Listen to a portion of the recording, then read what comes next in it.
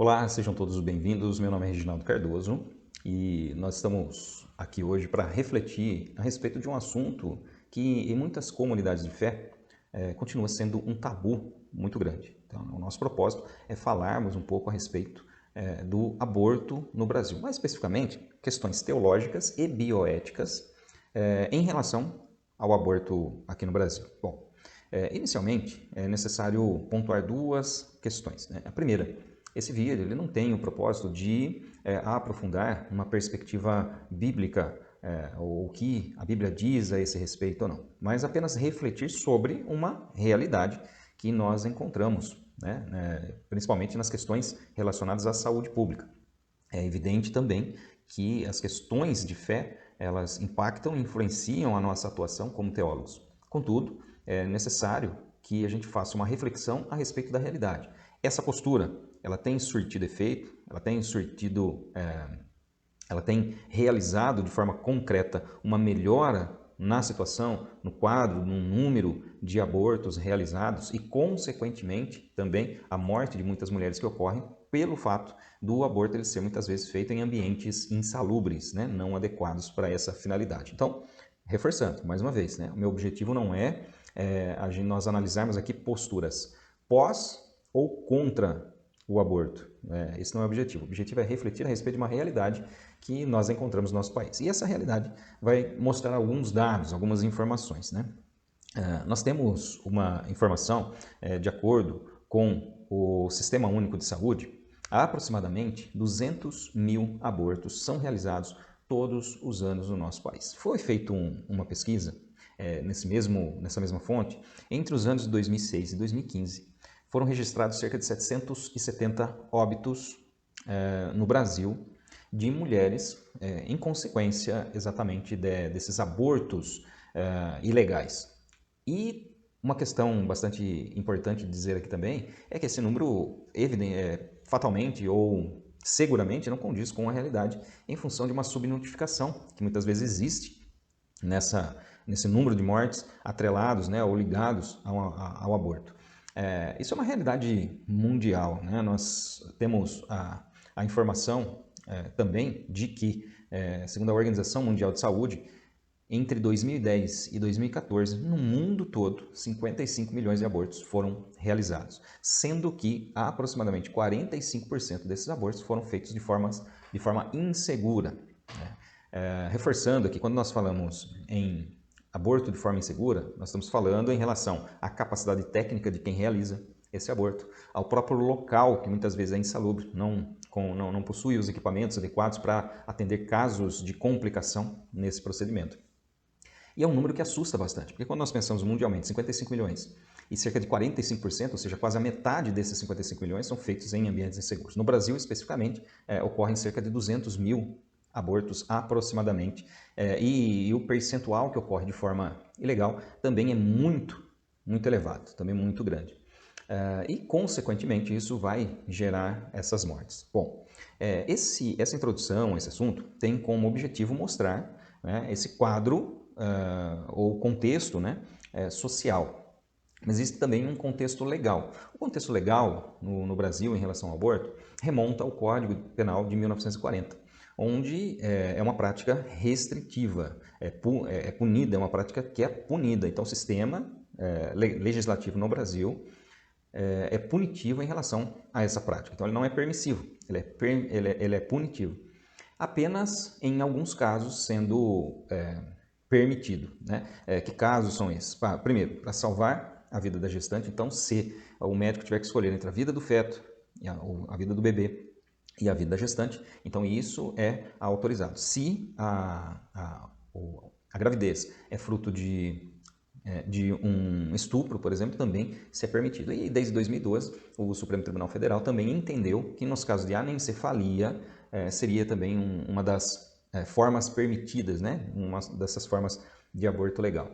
Então, dentro dessa perspectiva social e legal, analisando desde quando nós temos esse ordenamento restritivo dessa forma, nós percebemos que, aumentando-se o número de abortos, aumentando-se o número de mortes por realização de abortos inseguros, nós percebemos que esse sistema evidentemente não funciona.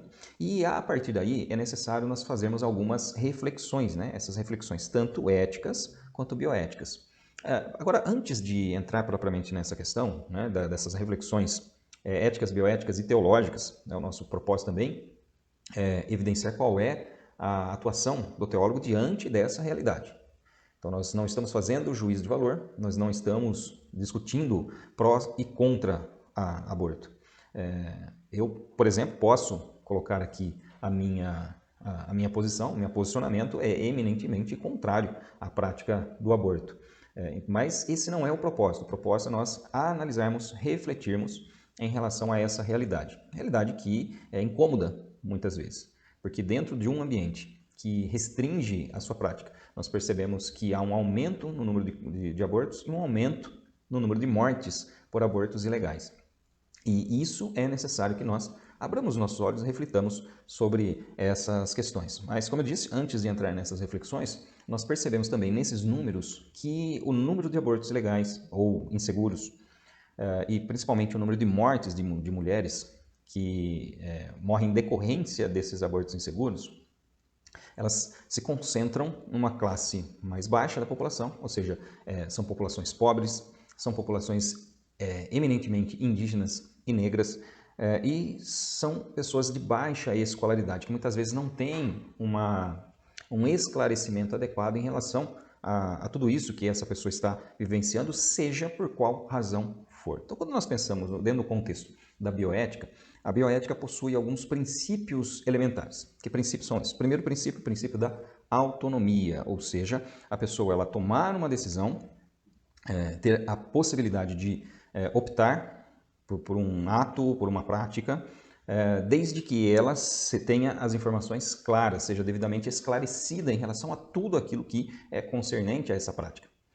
O segundo, né, a beneficência e não maleficência, ou seja, provocar maior, minimizar os danos, potencializar os benefícios e minimizar os danos em relação a essas práticas, especificamente o aborto, ou seja, como que nós reduzimos o risco para essas pessoas que praticam. Então, através de esclarecimento, de orientação e de fornecimento de práticas e locais adequados, desde que essa seja de fato a vontade. E justiça, ou seja, a imparcialidade, você não decidir simplesmente a partir de uma cosmovisão específica. Então, eu posso ser contrário a uma prática por questões pessoais, por questões de consciência, e isso até entre os médicos é respeitado, né? A questão da consciência. Mas a justiça implica numa análise imparcial em relação a essa questão. Bom, além disso, nós vemos que é necessário uma atenção humanizada. Como que ocorre essa atenção humanizada? Através de acolhimento, sem julgamento, através de orientação e através de sigilo, ou seja, acolher essa pessoa sem esse julgamento em relação à sua prática, de forma a compreender os seus anseios, as suas emoções, aquilo que ela está passando, a sua condição, a sua situação, sem que haja esse julgamento, e orientar essa pessoa sobre todas as questões, né? Os riscos que envolvem, inclusive essa prática, também existem riscos dentro do aborto seguro, do aborto legal. Menores, obviamente, por razões óbvias, né? Agora, a atuação do teólogo, ela funciona em que medida, em que sentido? Então vamos lá, eu separei aqui para a gente abordar, né, como ocorre essa atuação, embora nós vamos ser bem sucintos em relação a isso, em 3 pontos. Primeiro, informar e educar. O teólogo ele precisa, primeiro, combater a desinformação dentro das suas comunidades de fé, esclarecer, né, em relação à própria legislação, o que a legislação diz sobre esse assunto, e promover, principalmente, a prevenção dessa situação.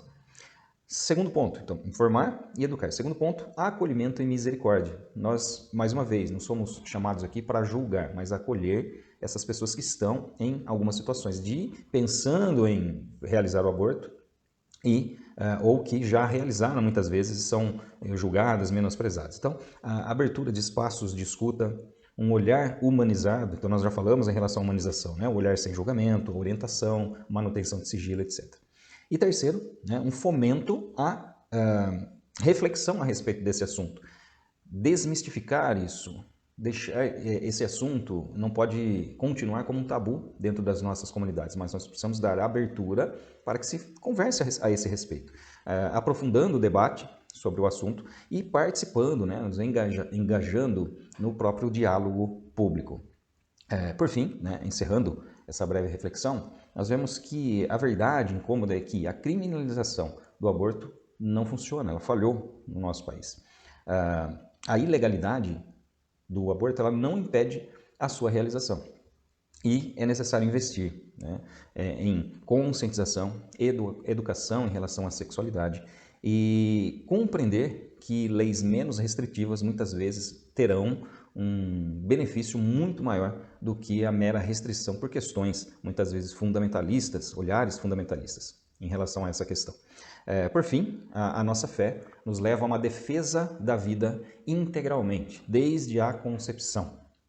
Mais uma vez, e eu quero deixar isso bastante claro aqui, não é uma reflexão sobre se você é a favor ou se você é contra o aborto. É uma reflexão a respeito de uma realidade incômoda que nós, como Igreja de Cristo, precisamos estar atentos a essa realidade e responder a essa realidade de forma adequada também.